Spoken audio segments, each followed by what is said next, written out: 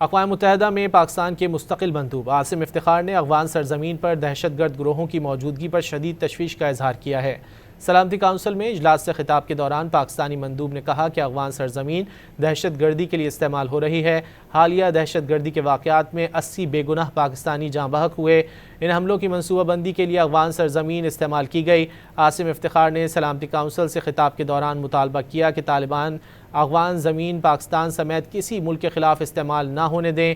انہوں نے افغانستان میں انسانی بحران اور خواتین کے حقوق کی پامالی پر بھی تشویش کا اظہار کیا۔ اقوام متحدہ میں پاکستان کے مستقل مندوب عاصم افتخار نے افغان سرزمین پر دہشت گرد گروہوں کی موجودگی پر شدید تشویش کا اظہار کیا ہے۔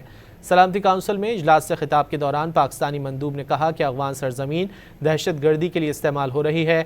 حالیہ دہشت گردی کے واقعات میں 80 بے گناہ پاکستانی جاں بحق ہوئے۔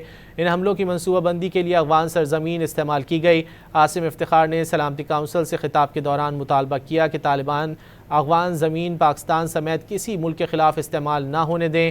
انہوں نے افغانستان میں انسانی بحران اور خواتین کے حقوق کی پامالی پر بھی تشویش کا اظہار کیا۔